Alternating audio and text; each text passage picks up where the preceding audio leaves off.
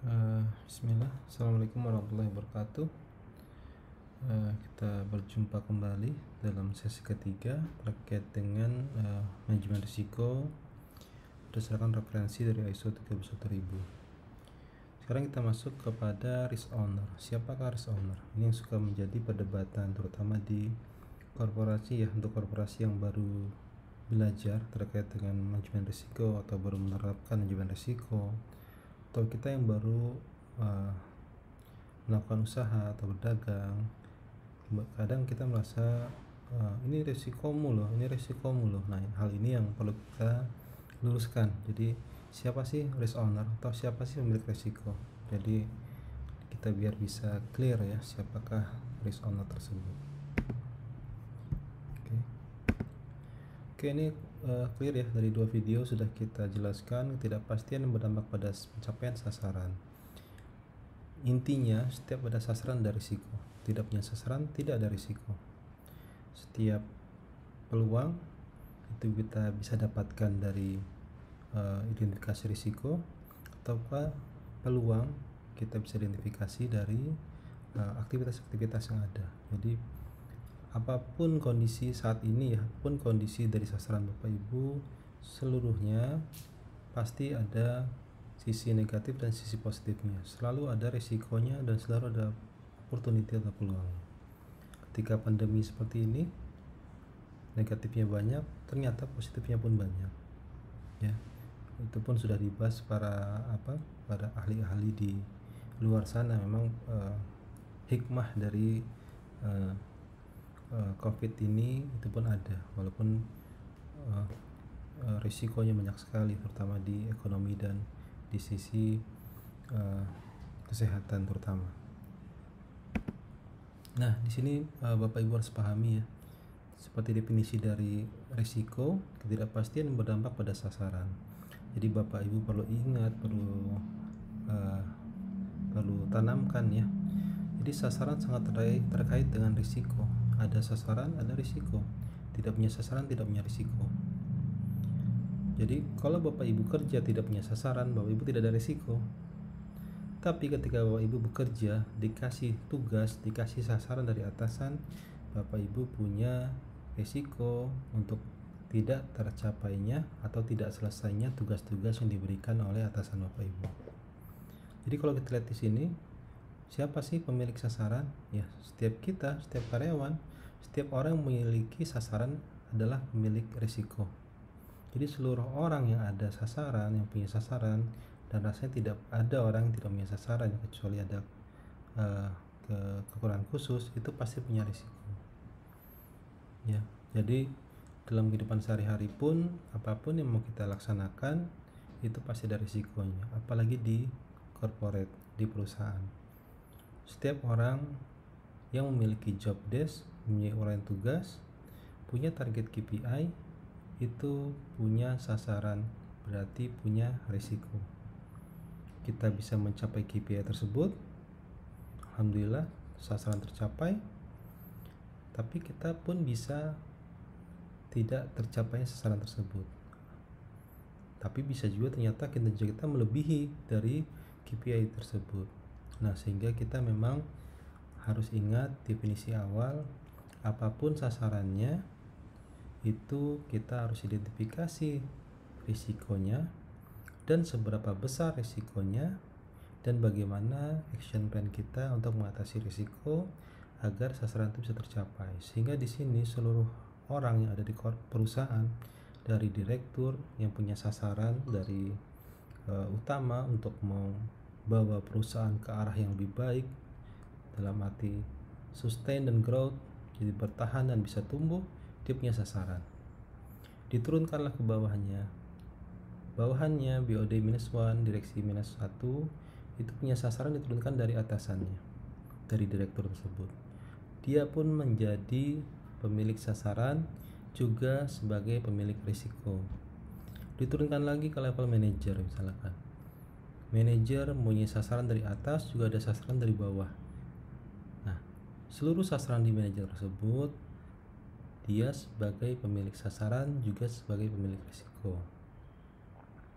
Diturunkan lagi sampai level karyawan, bahkan sampai level tukang pembuat kopi. Dia pun punya resiko. Apakah kopinya sesuai dengan standar bos? Terlalu panas, terlalu dingin. Misalkan bosnya punya standar, kopi saya harus 2 sendok, gulanya sekian, airnya sekian, rasanya seperti ini. Nah, dia juga sebagai pemilik risiko dari tugasnya sebagai pembuat kopi. Nah, jadi Bapak Ibu perlu pahami, siapa pemilik risiko, dialah pemilik sasaran. Siapa pemilik sasaran, dialah pemilik risiko tersebut. Jadi pembagian itu jelas.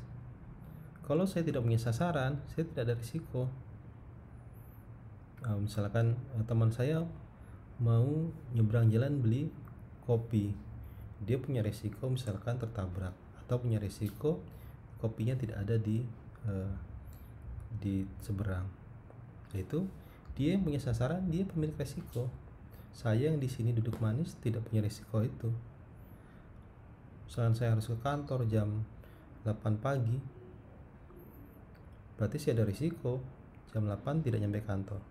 Tapi karena ini hari Minggu misalkan, saya tidak ada risiko karena hari Minggu saya tidak ada sasaran ke kantor. Mudah-mudahan bisa dipahami ya teman-teman ya, sangat clear. Kalau tidak punya sasaran, tidak ada risiko. Siapa yang punya tugas, dia punya risiko. Nah, ini sama contohnya, jadi pemilik KPI kalau di korporasi.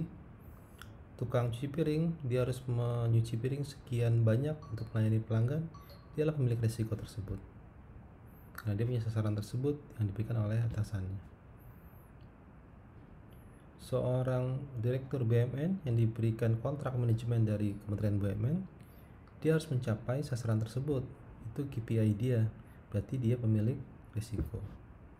Walaupun dari sasaran tersebut bisa diturunkan ke level bawahnya, itu pun berarti bisa di share risikonya ke bawah. Ya, mudah ya dipahami ya teman-teman ya. Jadi nggak usah bingung lagi sebenarnya risiko siapa sih gitu. Ya tentu siapa lagi, pemilik sasarannya, dia pemilik risiko. Sama di sini contohkan dari BOD, ini kalau korporasi ya, ke kepala unit, kepala divisi, kepala departemen, kepala seksi. Risiko diturunkan, sasaran diturunkan, risiko pun diturunkan ya. Jadi misalkan ada suatu perusahaan punya target sales 1M, ada 2 wilayah. Nah, SBU head masing-masing punya target 500 juta, 500 juta, atau yang satu 700 juta atau 300 juta. SBU head 1 yang punya sasaran 700 juta, dia punya risiko 700 juta. Tapi BOD punya sasaran 1M, berarti dia risikonya 1M.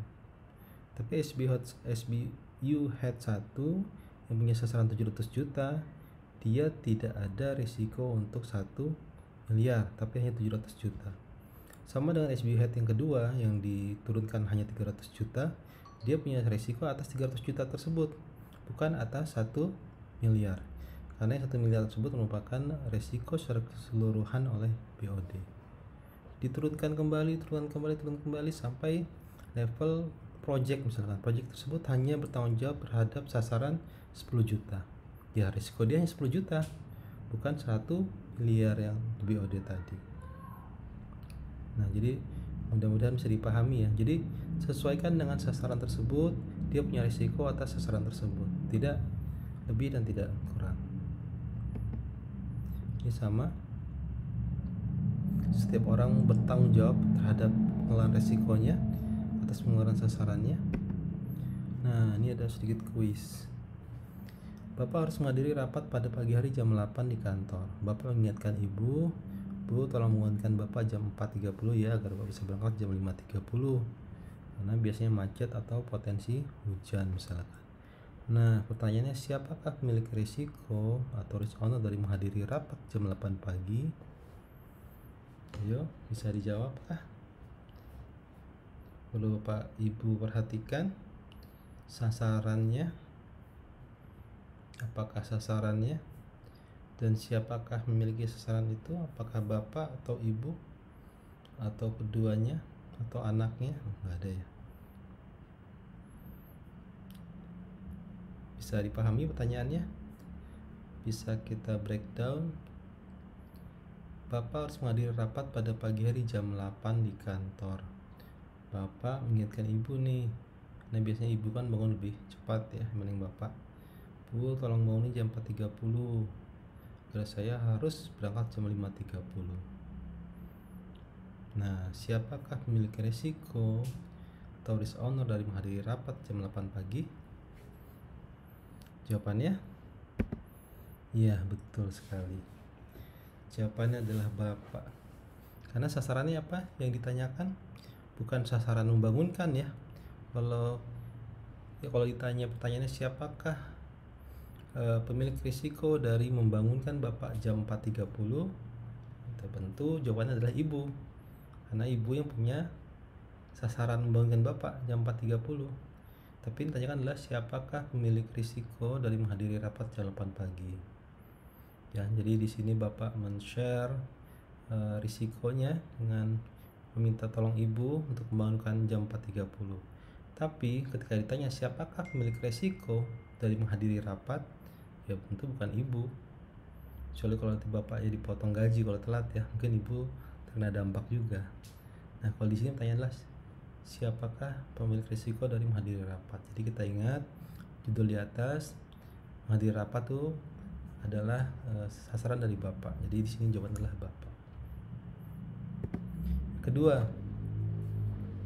bagian pemasaran mengikuti tender untuk mendapatkan sebuah proyek baru. Proyek baru yang akan didapatkan tersebut adalah sebuah sasaran yang ingin dicapai. Pertanyaannya, siapakah risk owner dari proses bisnis tersebut?